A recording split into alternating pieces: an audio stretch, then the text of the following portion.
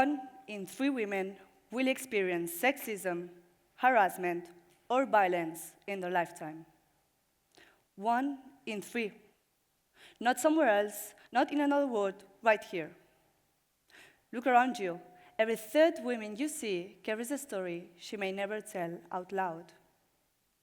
How many times have you heard the words, "You run like a girl," or "You're surprisingly intelligent for a woman," that echo through homes, workplaces, playgrounds?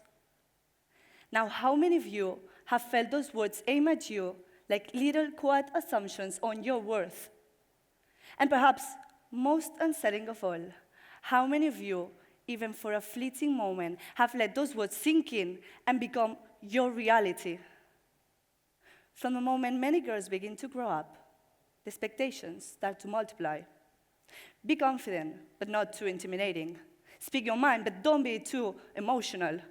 Be ambitious, but not aggressive. Be tough, but not difficult.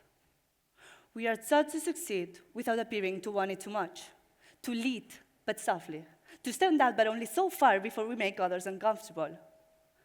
Over time, these expectations stop sounding like advice and start becoming limits. Limits that shape how girls see them, how the world sees themselves. Who speaks up? Who stays quiet? Who dares to believe their voice matters? And the truth is, when half the world grows up learning to doubt the value of their voices, it's not just women who are silenced. It's ideas, it's progress, possibilities the world desperately needs. Since I was a little girl, I've always loved hiding in an imaginary place, a place where none of these limits existed. I remember being 8 on the playground. I was running as fast as I could, laughing, completely convinced that speed was the only thing that mattered. That was until someone shouted from the side of the field that I ran like a girl. The other kids laughed, but I remember slowing down, suddenly unsure of something that had felt so natural just moments before. A mix of confusion and what felt like shame took over me, which didn't make any sense. At 8 years old, I didn't understand why that sentence was supposed to mean that I was weaker. At 16, the world grows bigger, and the weight grows heavier. I no longer find it strange to think twice before coming home alone after dark, to cross the street when footsteps sound too close behind me, my phone in hand, ready, just in case. Fear becomes something we've grown used to living with, something that many girls learn to carry without ever being taught why they should have to. And at 25, I imagine her, tired yet persistent, aware of every rule that has tried to shape her, but still daring to hope.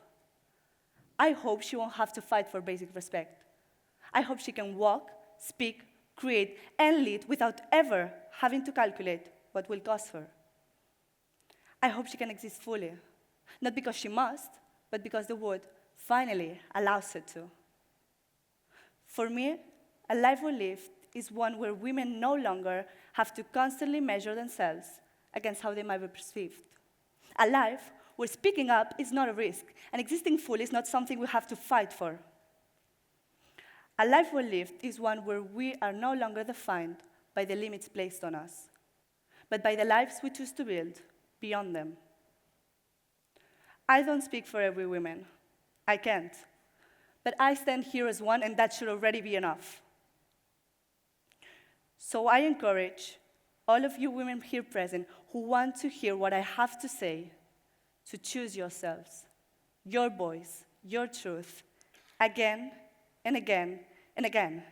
Because a life well lived is one where we choose to speak up, to question, and to take up space, even when it's uncomfortable. The moment we stop shrinking ourselves, it is the moment we truly start living.